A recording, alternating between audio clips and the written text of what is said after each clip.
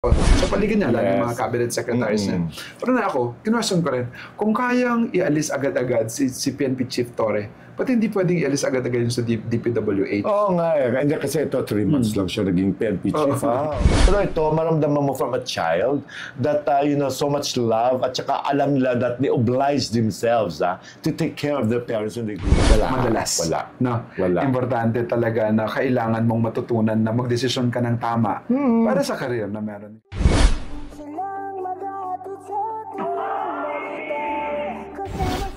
This is it, politics.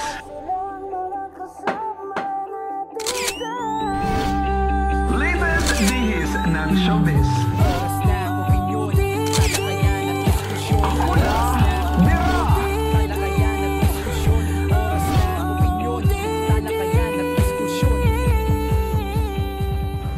Yes! How are you guys? We're good! We're good. Wow. English ito si Pangoy. Naku, maraming salamat sa lahat ng mga nanood sa last episode natin. That was live, but we know that dahil sa pagmamahal ninyo, ay lalo kaming na-excite sa every time that we do this, no, Nay? Yes, of course. Yung pag-usapan natin, lalo na ako, Nay, kinakabahan palagi. Dahil alam ko, uupo ka dito na sobrang handa at kung ano-ano naman na mailalabas mo. At excited kaming lahat. Kaya naku, tara na, pasok na kayo sa dati yung tambayan na ngayon ay ginagawa nyo isa sa inyong mga minamahal na tahanan. Ito po ang OOTD. Oras ng opinyon. Talakayan at diskusyon. With my nanay na palaging nakahanda at ang kanyang OOTD ay nakatayo naman ang stripes namin. Dahil itatayo niya ang lahat ng mga bagay na pinapaniwalaan niya na galing sa puso. With a beautiful soul. Itayo ang bandera! The Political and Showbiz Episode of the OOTD, Nanay Jobert, sukal dito. Handa na ba kayo? Yun na! Handa. Siyempre, kailangan maganda kahit pa paano. Of course, thank you so much anak ko. Mahal kong anak na si Direk Chaps Manansala. Ngayong gabi ay meron tayong double header sa ating politics. Pero very quick lang naman. Not boring, not so dumb, whatever. Kaya handa niya na ang inyong mga kape, kung ano man gusto niyo para at least may mga iniinom kayo, may nilalanda kayo habang nagkukwentuhan tayo. Pero dyan na tayo sa ating unang segment, ang This Is It, Politics. Yeah, over a few days ago, di ba, ay napag-usapan, last Tuesday especially, nung umagang yon ay na-relieve sa kanyang post as PNP chief ang ating hinahangaan na si General Nicolas Torre III, of course, no? At after, a few medyo mga magnetic na mga accomplishments nito, like yung pagkahuli kay Kibuloy, yung pagkadala sa The Hague kay former President Duterte, and many more. Ay, yung 911, yung 5 minutes lang. Yeah, yung dumadating na response. Yung pag-exercise uli na ating mga kapulisan para at least healthy sila. These are the good points na pinminahal at naging sikat at sumikat talaga itong PNP chief na biglaan with all the things that's happening inside and outside our Philippine government, ay biglang na-relieve. Na-relieve siya, mga kaibigan. At saka syempre, a lot of people are asking, bakit siya na-relieve? Marami kasi hindi klaro para sa iba ko mga reasons, no? Bakit siya na-relieve? Ako, I'm proud of him because he's Kapwa Ilonggo. Kababayan ko yan eh. Kababayan ko yan. And ang alam ko, he's about to retire in 2027, 2 years from now, no? Yung mandatory retirement at age 56, no? Anyway, speaking of General Torre, bakit doon na-relieve? Siyempre, napanood ko yung Rappler, yung explanation ng Rappler. Because nandun ang Rappler sa press conference sa pinatawag na DILG Secretary John Vic Rimulya. Because John Vic Rimulya sits as the chairman of National Police Commission. Siyang chairman ng NAPOLCOM. Ang NAPOLCOM kasi parang isang body yan, isang commission yan that decides, sila parang sila ang nag-i-implement, no, kung ano na ayon sa batas, covering also itong mga activities ng Chief of Police natin na si Torre. Ang dahilan di umano, no, klaro para sa kanila, ang dahilan di umano is that procedural kasi ang reason kung bakit siya natanggal. Hindi naman siya nag-commit na mga admin cases. Wala siyang admin case. Hindi naman siya nagnakaw, hindi naman siya kumbaga parang feeling nila, may mga bagay lang na protocols na hindi niya sinunod. Kasi sa kanya, sa posisyon niya, kasi marami siyang binalasa ng mga tauhan Yung iba inassign niya sa iba't ibang mga lugar kung saan. Yung deputy, yung second highest position na si Tarnates, si General Tarnates na 3-star general, ay tinapon niya sa Mindanao, no? So ngayon, para bang ito pala yung labag pala sa batas ng NAPOLCOM, because ang NAPOLCOM, dapat ito ay may pahintulot, may approval dapat ito ng NAPOLCOM. Kumbaga, or if not, may approval ng presidente. Kumbaga, he just did it on his own. So kumbaga, bawal daw yun. Si Tarnates ba ang bagong OIC ngayon? Siya ngayon ang siya ngayon ang chief of Philippine National Police Chief, no? Happens to be an Ilocano. Ilocano yan. Santa Ilocos. Yes. Nag-serve yan doon nung panahon ni Governor Amy Marcos sa pulisya ng ng Ilocos, no? At saka coming from yung galing siya sa Mindanao, ipinabalik siya rito at binalik ulit sa second post ulit ng sa admin ng PNP. Pupunta nga daw siya dito na parang hindi niya alam na siya na pa. Yeah, pinapunta na siya rito. Sabi niya, you have to travel back here. Hindi alam ko anong until Monday pa lang ng hapon. Tsaka nalaman na parang sinabi na sa kanya na parang he will take his own. When I heard about this, nasabi ko parang nasaktan ako, nalungkot ako kasi na talaga inidolo natin si PNP Chief Torre. Pero sabi ko, who am I to question kung ano man yung nararapat para sa mga tao ng presidente natin, kasi si presidente naman talaga ang nag-a-appoint sa mga tao sa paligid niya, lalo yung mga cabinet secretaries niya. Pero na ako, kinwestiyon ko rin, kung kayang ialis agad-agad si PNP Chief Torre, pati hindi pwedeng ialis agad-agad yung sa DPWH. Oo nga eh. Hindi kasi ito, 3 months lang siya naging PNP chief. Diyos ko, it was very short term talaga. Pero ito nga kasi, procedural, kumbaga, nung inaral nila, syempre masakit man sa loob ni Presidente Marcos. Kasi ito nga si DILG John Vic Rimulya is the chairman of NAPOLCOM. At saka, kumbaga, parang matagal na silang may issue ng PNP. Kaya syempre, dinaan nila sa technicality. At saka, hindi makaangal si Nicolas Torre. Kasi syempre, alam niya, mali nga naman siya. Kumbaga tayo naman, okay, kahit sabihin natin that he's really apt, no? Bagay talaga sa kanyang posisyon na yun. Perfect siya doon eh. Maaari rin may mga theories na lumalabas na kaya siya tinanggal kasi meron siyang special assignment na ibibigay para sa kanya. Kasi tulad niya, bakante ang NBI. Wala kasi, di ba, nag-resign si Jaime Santiago. Tapos ng DPWH, posible pero that's far-fetched na baka tanggalin tsaka ipapalit si Torre. Kasi alam nila, this is the guy that you can trust. Far-fetched pa, di ba pwede agad-agad? Pwede naman siguro. Kasi, di ba pwede forthwith? Kasi nga, alam natin na si Torre ay very mapagkakatiwalaan at hindi ito magnanakaw. Yes. Kumbaga, hindi ito mag-abuse ng kanyang power as DPWH secretary kung sakali. At kaya sa dami ng mga pinag-uusapan sa DPWH, dapat yung secretary mismo yung unang-una muna mawala bago si Chief Torre. Pero bago siya sana i-appoint na DPWH secretary, kung sakasakali, abangan niya muna kung sino itong yung mga makukonvict, ng mga politiko, ng mga contractors, tapos huli niya agad, siya tagahuli. Kasi magaling siya sa hulihan eh. Idol ko talaga. Kung hindi man, kasi takbo siyang senador, susuportahan natin. Panalo yan. Sigurado yan. Just ko, he's so loved. Alam naman natin that is not perfect. Pero ginawa niya pagbalasa sa mga tauhan niyang yon because akala niya that was the right judgment call. Yung nga lang, nakaligtaan niya that syempre may protocol that has to be approved by NAPOLCOM. Talaga na yun, importante talaga yung procedures, no? Yung procedural. Pero yung sa impeachment na dapat merong procedure pero hindi naman nangyari. Kaya parang sabi ko, parang double standard palagi yung mga tao sa gobyerno. At saka, ito sabi nga nila, baka may kinalaman din dito si Manang Aimee. Kasi Manang Aimee, di ba, galit yung kay Torre dahil di ba sa pagkahuli nga kay Digong, pinadala sa The Hague.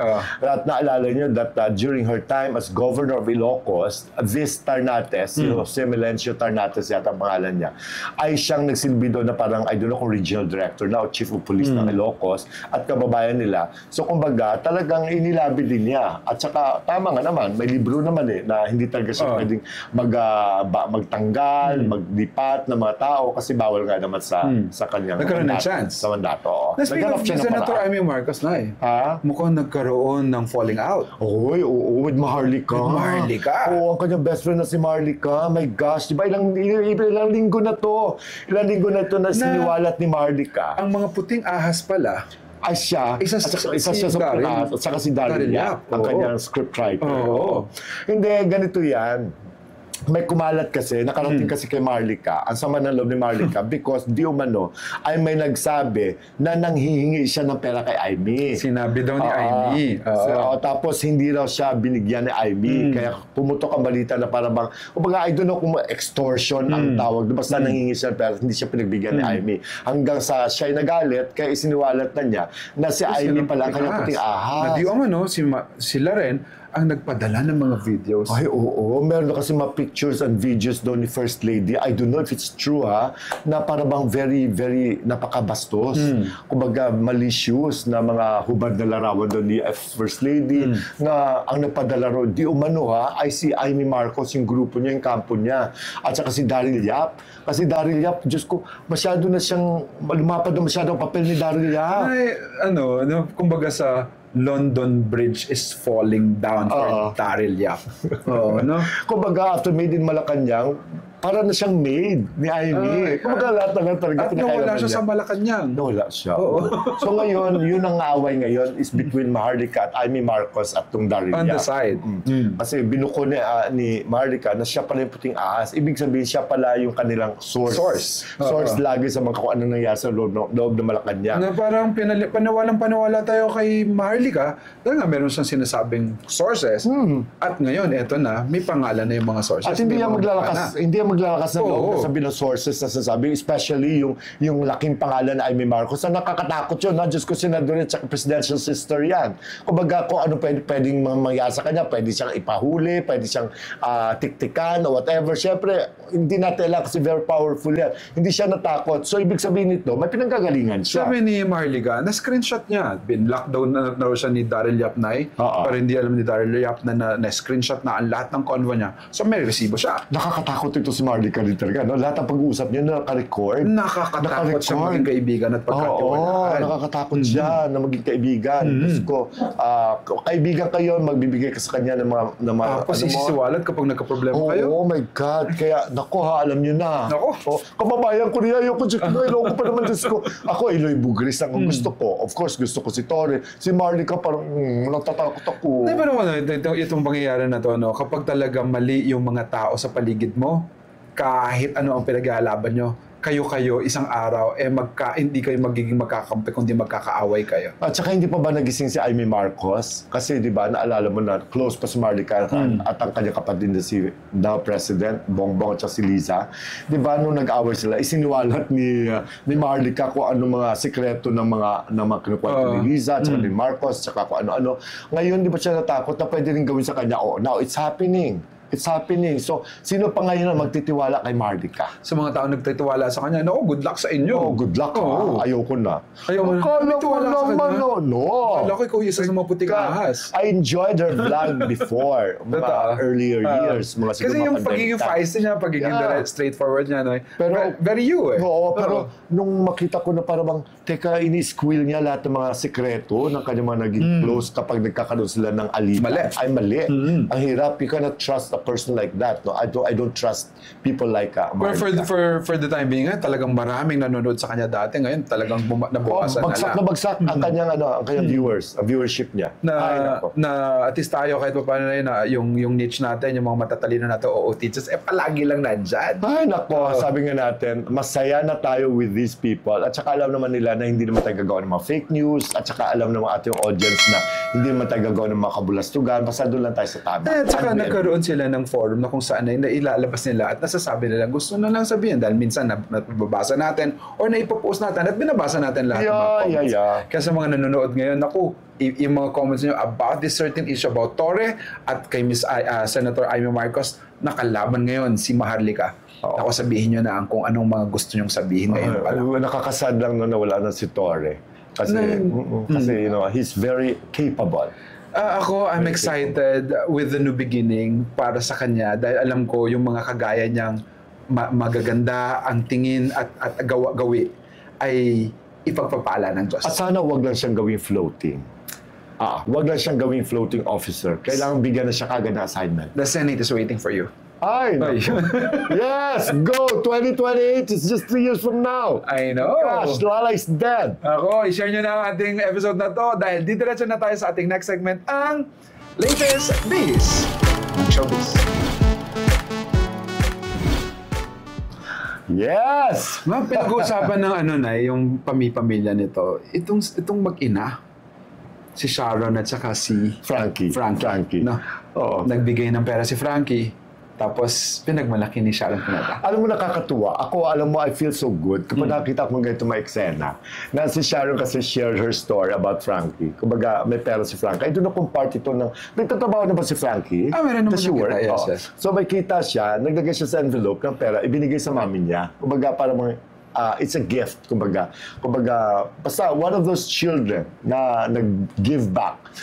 Alam mo na makita ni Sharon, alam mo, maiyak-iyak siya sa tuwa. Sabi niya, hindi niya alam, sabi niya, hindi niya alam kung anong gagawin, kung gaano kalaking kaligayahan ang naramdaman niya. At sabi niya, itong pera na ito, parang gusto niya ipa-frame. Kumbaga, not because she doesn't need the money, of course. Alam naman natin that she doesn't need that money, no? Kasi nga, sobrang yaman naman siya, no? Pero coming from your daughter, kumbaga, hindi mo alam kung ano appreciation ang ipapadama mo. Isang anak na hindi mo naman inoobligang magbigay, Yeah. pero opted to give something. Yes. And I think, as a mom, para sinabi mo, tamang pagpapalaki ko sa anak ko. Tama. That is very right. I'm very happy when I saw that. Sabi ko, my God, natutuwa ako. I'm very proud of Frankie. Kumbaga, I'm very proud of Frankie. Sana gayahin ito ng mga kabataan. Hindi dahil sa inobliga kayo.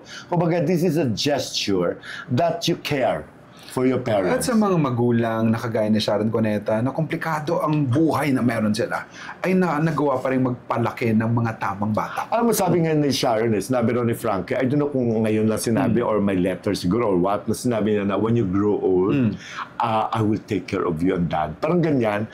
Ang sarap ng That feeling. assurance. Oo. Ang ganda ng assurance na you're guaranteed, not because, syempre when you're old, no? Syempre, in-expect ng mga tao, lalo in the Philippines, that your children will take kultura care of natin you. yan. Kung sa Amerika, ang ginagawa na, pinapadala sa mga nursing homes ang kanilang mga parents, no? Pero ito, maramdaman mo from a child that, so much love at saka alam nila that they oblige themselves to take care of their parents when they grow old. And that alone is a manifestation na parang, naging tamang magulang ako sa mga anak ko. Nice story. I love it. Yes. It's very inspiring. Yan ang inspiring. Hindi yung Diskaya. Isa pang inspired. Hindi yung Diskaya, Rabs to Riches. Rabs to Riches. Ito ba, speaking of Diskaya, ano pangalan ni Diskaya? Sarah! We're talking about Miss Sarah Geronimo. Ay, alam mo, and Matteo Godicelli. Pinadala mo sa akin yung video that si Sarah at Mateo were in Rome. Were in Rome, no? At In saka Europe. nag-enjoy sila, nasa Europe sila, tapos nagdi-dinner, sakay ng mga rides, kung ano man yun. Yung nakakatuwa. Kasi, di ba, bihira kasi na nakakatunghay tayo ng mga feel-good materials na makita mo mag-asawa, they travel, at saka kitang-kita mo kung paano how Mateo takes care of Sarah, yung napaka-gentleman. Alam mo, gustong-gusto ko, natuwa ako. Kaya sabi ko nga, alam mo, at the back of my mind, sabi ko, oh my God, Sarah, mag-anak ka na. Alam mo yung gano'n? Nagmamadali ako, gusto ko makita ng apo. Alam mo yun? Kasi mo nakaka-pressure din kapag sinasabi sa, di ba, very Filipino, mag-anak ka na kasi maganda yun, ganyan. Maganda ng buhay nyo, kahit ilang anak nyo, ganyan. Pero ako so watching that thing, ano sabi ko, this is the best time habang wala pala silang anak is to enjoy the moments together. Oo nga. Kaya umalis sa limelight kahit paano si Sarah nung naging asawa na niya si Mateo. Parang Yes. she opted to go out. Grabe ang sakripisyong pinagdaanan niyan. Na yung nagkaproblema sila ng pamilya niya. Diba? Pinaglaban niya si Mateo at patuloy pa rin nilang pinapatunayan that they are right in their decision. Kung naalala mo nung kinasal sila, di ba? Nagwala si Mami Divine. Di ba parang ayaw ko parang nagkasakitan pa somewhere if I am not mistaken, no? Kumbaga ngayon makita mo pinaglaban ni Sarah yung pagmamahal niya at ipinaglaban talaga ni Mateo si Sarah over At patuloy everyone. na pinapatunayan ni Mateo na tama ang naging desisyon ni Sarah na siya ang piniling makasama habang buhay. Ako naman kaya kung minamadali sila mag-anak, you know why? Si Sarah kasi is of age already. More than 30 na si Sarah. Ang hirap kasi mabuntis. Ang hirap magkaanak. Oo kasi na, baka medyo gusto na rin nila, magtatay baka niya. hindi lang talaga pa masyado. nagka-timing, We'll pray for that. Nagka-timing lang, Oo. Mateo, Diyos ko, huwag kang Kala ko Mateo, sama ko sa Rome. Oo. Join mo ako. Charot! Charot, Ang ganda pa. Hanapin niyo yung video na yun. Nakakatuwa. It is an inspiration. It is sa dalawang couple na sobrang sikat na ipinapakita kung ano ang tunay na kahulugan ng salitang pagmamahalan. Yes, and they took a break, di ba? Yes, Together. Just the two of them. Nakita mo na umiikot, na video ni Mateo yung kanilang lakad. Yung Ganun dapat, Leanne. Hindi yung ano lang. Hindi yung puro away. Ay, hindi puro away. Hindi ba nag-away? Yung asawa ni Pangkoy, palagi sila magkawan. Ay, sorry. Hindi. Pero wala silang ganun travel. Wala silang travel. Kasi mahal. Di ba kayo na? Pero itong dalawa, isang susunod natin pag-usapan na nag-travel, nagpakasyon. At nawala. At bumalik. Oo nga. We're talking about MC and MC Lassie. Moa at saka Lassie, si Lassie Marquez, MC and Lassie. Ay, ito, finally, diba, nagkaroon ng problema with Vice Ganda, tapos nawala sila sa Vice Comedy Club, finally ay nagbumalik sa Vice Comedy Club, at saka ngayon ay balik na sila sa It's Showtime. Kumbaga, naayos na nila kanilang sigalot, at saka yun, balik work na sila. Kumbaga, parang all's well that ends well. Naalala ko nung when we were talking about this, sinasabi mo sa tao na parang, uy, wag, mali yan. Hindi naman, ang totoo ako, hindi naman ako natatawa sa inyo. Sinabi mo ganyan, di ba, Nay? At we cannot deny the fact that Vice Ganda really made the two. Yeah, si Vice naman tagang gumawa sa inyo. At saka kung meron man na nagkamali man sa tingin ninyo si Vice, kung dahil sa ginawa niyang yun ay malaking pagkakamali sa tingin niyo yun, o baga, mano bang hindi kayo makakaunawa, hindi niyo maintindihan, hindi niyo siya mapatawad. Kumbaga, after all, na in fairness naman kay Vice, when it happened, nung hindi kayo nagkita-kita, wala ka naman narinig sa kay Vice eh. Hindi naman kayo sinaraan ni Vice eh. Kumbaga, he thought that he just did what he has to do. The right thing to do for him was to call out si MC dun sa video na yon, kung ano man ang mga medyo kahinaan ni MC para for him to learn, to become more professional, at saka, di ba, alagaan kung ano meron siya. Di ba? Kaya, sabi ko, ngayon, nakabalik na kayo sa It's Showtime, I'm sure, kung salbahe si Vice, naku, hindi kayo makakabalik sa Showtime. Bengatibo lang siya. Diyos ko, kung nagbenga lang siya, kung pinanatili lang niya yung galit niya, dahil sa mga, di ba? Kasi ang pananahimik nyo rin that time ay para bang nagsasalita yung katahimikan na yon, na para bang gusto nyong kalabanin si Vice. Kumbaga, you can get away with him. Kumbaga, you can move on with your life without Vice Ganda. Ngayon, di ba, sabi ko sa inyo huwag nyo isakripisyo ang inyong mga maliit na karera nang dahil sa tampo. Maganda yan, bumalik kayo. Kung ano man sabihin mo tao, babalik-balik naman pala kayo eh. Wala, hayaan mo sila. Ang importante, okay na kayo ni Vice. Sa mundo natin na wala talaga dapat pong emosyon. Madalas. Wala. Importante talaga na kailangan mong matutunan na magdesisyon ka ng tama para sa career na meron ka. Yes. Tapos hindi ko sinasabing kalimutan, isang tabi muna yung emosyon. Yeah. Oo, yung mga tampo-tampo na yan can be done privately, pero hindi dapat pakita publicly na parang, lalo na ang relasyon ninyo ay nag-umpisa sa isang pagkakaibigan. Baga hindi ka pwede magmalaki. Oo, kahit ang sabihin nyo, Vice Ganda is Vice Ganda. Lalo sa inyong dalawa, kailangan nyo si Vice more than Vice needs you. Ay, tapos na naman na na-realize na nila yun. Ayun, andun na sa picture. Kaya happy na, di ba? Happy? Happy! Di ba? Ako lang, nakakatawa lang na pinapanood ko bumalik na sila, ganyan. Sabi ko, ayun. Eto nga yung storya ng breaking out, na isang araw, ang kaibigan mo yung maaaring makaaway mo, mga tampuhan mo, o sasabihin mo, ayoko na siya makita. Pero dahil mangingibabaw yung pagmamahalan mo, ay kakalimutan mo na lang lahat. At saka, huwag niyo kalimutan ang utang na loob niyo kay Vice Ganda. At mahalaga yan. Okay. Naku, sa mga nakakalimot ng utang na loob dyan, punta na kayo sa Deluxe Spa para ma-remind kayo. Oo, para ma-remind kayo. Ma-remind yung mga buto-buto nyo. Pag minasahe kayo doon, di ba? Marirelax kayo sa Deluxe Spa. Ang paborito namin spa na dito matatagpuan na po sa Scout Fernandez, corner sa Tomas Morato, sa gilid ng Chili's. Oo. Ang sarap-sarap nyo magpamasahe. It's a hotel experience. Naku, kaya pasyal na kayo. Baka magkita-kita pa tayo doon. At sa mga gustong magbakasyon, naku, tara na sa Tagaytay. Napakalamig ngayon, lalo na malapit ng mag-Burr months, no? Tapos sa mga gustong magpumasyal sa Tagaytay at wala pa silang mga booking or wala pa silang mapupuntahan, you can have a booking sa Keisha Staycation. Yan ang sinabi sa akin ni Carlo at Nanat Nazareno of Chino Hills, California. Pag umuwi doon sila rito, gusto nila pumunta dyan sa Tagaytay. Nag-message na sila actually. Nag-message na, my God, I miss you, Nanat at saka Carlo. Magpapabook na daw sila. So kung tara na, mga 8 tao kayo or group kayo hanggang 13 or 15, pwede na kayo mag-asa. 3 rooms po yun. You can go visit Keisha Staycation. It's just in the middle of Tagaytay. Ayan. Naku, Diretso na tayo sa ating pinakahihintay, ang Hula Bira!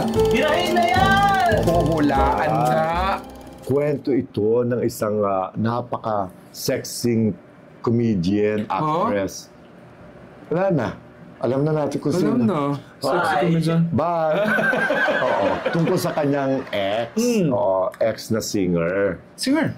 Singer yung kanyang male, ang boyfriend niya dati, singer yun, na nag-break sila kasi di umano may third party. At yung third party ay isa ring babaeng sexy singer din.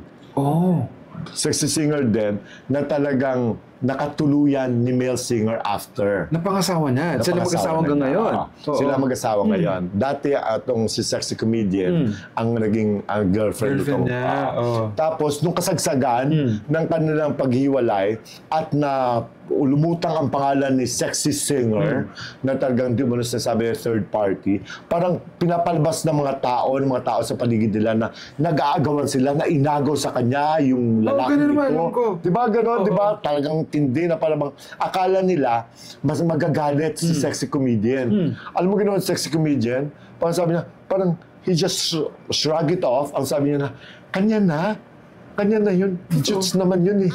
Jutes naman daw yun Sabi niya, Jutime yung yung lalaki. Akala ko yung babae. Joke lang. Diba sabi niya, kanya na. Jutes naman yun eh.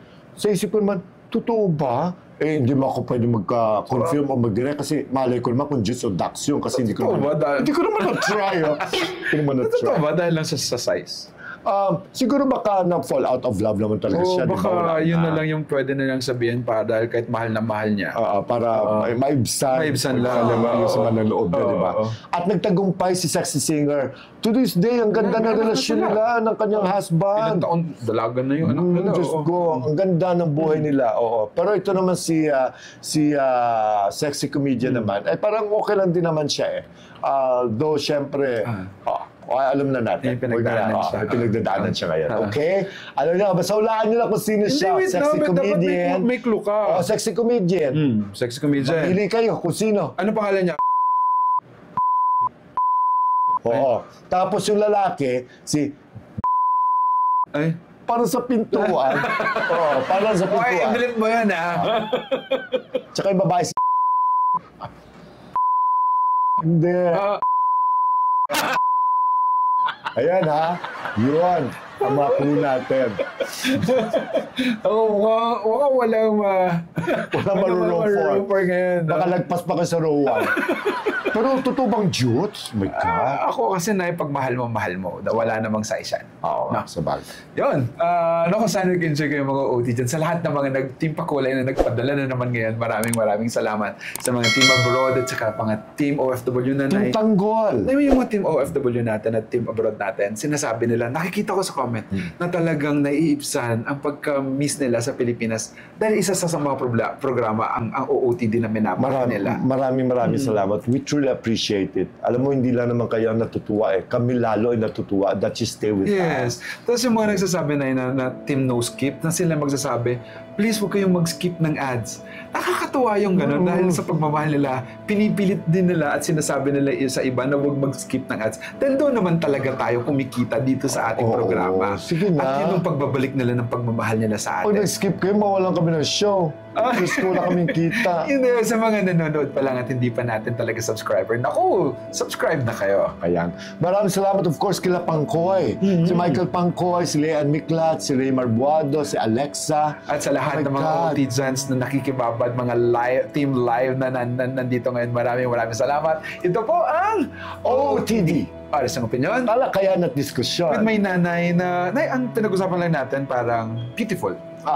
Beautiful lang. Magaan lang. Except for the politics natin.